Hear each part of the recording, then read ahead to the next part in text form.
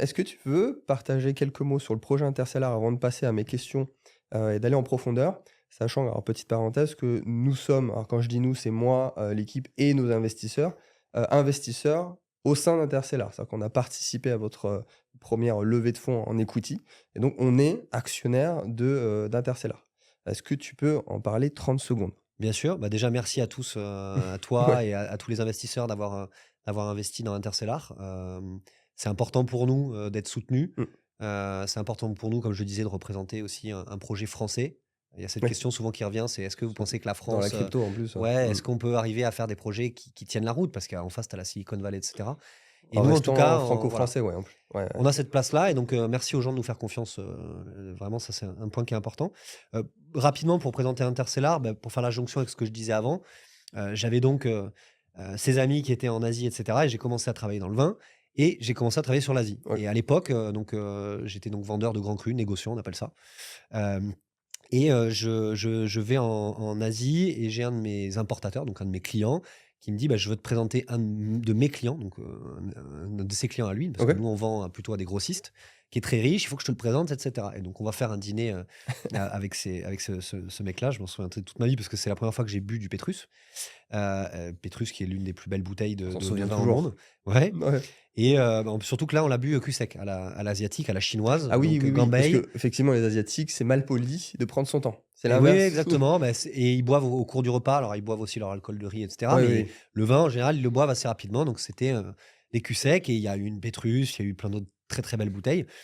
Et puis, à la fin, je lui ai demandé, quoi. Je lui ai dit: «Mais vous faites quoi, dans la vie?» Et il m'a dit: «Bah, j'étais, dans les tout premiers mineurs de bitcoin». OK. Et je me suis dit: «Putain, c'est dingue. Je Il faut que je vende du vin à ces gens-là, du coup, parce qu'il y a des gens qui ont les moyens». Ce que je me suis dit à ce moment-là, c'est déjà: «Je suis au bon endroit». Je vois que, moi, à l'époque, j'avais investi un peu dans le bitcoin, donc j'ai commencé en 2017. OK. J'avais fait un peu d'argent, et je vois ce mec-là, donc là, on était fin 2017, début 2018 et je dis: «Bah, d'une, je pense que c'est pas mal, j'ai eu raison d'investir dans les Ouais, ouais, cryptomonnaies parce ouais. que je vois qu'il y en a qui font de l'argent et de 2, bah, je vais, le vendre du vin, en crypto-monnaie à ces gens-là». Et c'est comme ça que j'ai commencé. Après, j'ai fait Wine Bottle Club, donc un club, OK une et c'est communauté avec des enchaîné, c'était assez NFT. fluide. OK. Et après Interstellar, donc, qui est une marketplace où je présente le concept très rapidement. On achète du vin sur cette plateforme comme sur un site de vente en ligne classique, sauf qu'en plus, nous, on propose une solution de stockage. Mmh. Et quand les gens vont stocker leur vin, bah, ils ont un jumeau numérique de leur bouteille qu'ils viennent d'acheter qui est créé. La bouteille physique est stockée dans un entrepôt physique et OK. le jumeau digital, donc un Le NFT, NFT. Tu peux y est aller là, il sto y a des gens qui sont au voilà, taquet bon, sur les cryptos. mais on verra pourquoi c'est important de parler de jumeaux De digital et franciser aussi. cetera. Ouais, c'est important de démocratiser tout cet univers. Mais donc le NFT, lui, est stocké dans un wallet, qui Ouais. appartient, à l'acheteur. Et ce NFT, il va pouvoir l'échanger, il va pouvoir le revendre Mmh. ou évidemment, il va pouvoir le burn en échange de la bouteille, la livraison de la Mmh. bouteille physique. Et donc on solutionne en fait des problèmes d'un marché, qui est très ancien, qui génère beaucoup d'argent, hein. C'est la deuxième balance excédentaire à l'export. Et ce sont des 3 problématiques qui sont la traçabilité, le stockage et la liquidité. C'est-à-dire Ouais. comment je vais faire pour revendre sur le marché secondaire, puisqu'il y a un marché secondaire, puisque c'est un actif alternatif. OK. Voilà ce que c'est qu'Intercellar. On est une marketplace de vente de vin et de spiritueux. On met en relation les châteaux avec les consommateurs et on peut acheter et stocker ces vins. Et se les faire livrer, évidemment, pour les boire, c'est le plus important. Ah ouais c'est une vraie question aussi pour les investisseurs. Hem, je travaillais avant avec Cavissima, que tu dois connaître sur le marché français. Web2, traditionnel. On a accompagné pas mal de clients au fil des années sur Cavissima. Moi-même, j'ai commencé ma première cave d'investissement sur Cavissima. Forcément, vous êtes très différents sur le côté innovation, mais sur le principe, ça reste sur les fondamentaux, pour ceux qui les plus anciens peut-être, sur un modèle de Cavissima.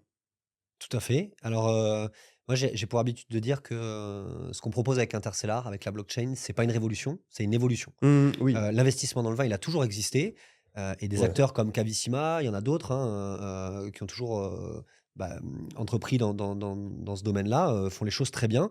La seule différence, c'est, en fait, donc le côté investissement, est intéressant.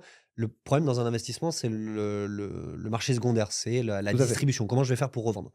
Et en fait, le fait de créer une marketplace avec, donc la blockchain, qui permet aux gens en plus d'être, les possesseurs de leur jumeau Oui, digital, ça rend le marché plus liquide et ça permet énormément de choses. On peut en fait, même en termes de fidélité et de marketing, la tech est très utile. oui. Donc il y a les solutions dont je parlais, mais par exemple, je te donne un exemple très concret, une marque décide de vous récompenser ses clients les plus fidèles, ben nous, en fait, on va détecter dans le wallet si, par exemple, je sais pas, Château Aubryon Oui, décide, ben, les personnes qui ont acheté 3 fois mon vin de suite, donc millésime 2017, 2018, 2019, ben, je vais leur proposer un truc exclusif. voilà. Et ça, on le détecte grâce à la blockchain. Donc, C'est les c'est fondamentaux du NFT utile. C'est-à-dire l'ownership, exact. le principe de la traçabilité de la blockchain. Tout à fait, exactement. Mais la traçabilité, qui peut servir évidemment pour le produit en lui-même, ça c'est très important, Ouais, et la traçabilité du consommateur aussi, c'est-à-dire, bah, en fait, on va pouvoir analyser aussi ses comportements de consommation, et cetera, et c'est un outil d'analyse qui est hyper intéressant. Mais, voilà, ce qui est important surtout, parce que le stockage, donc des boîtes comme Cavissima le propose, mais c'est ce marché secondaire qui va être intéressant. ouais, forcément. Ouais, c'est beaucoup moins liquide.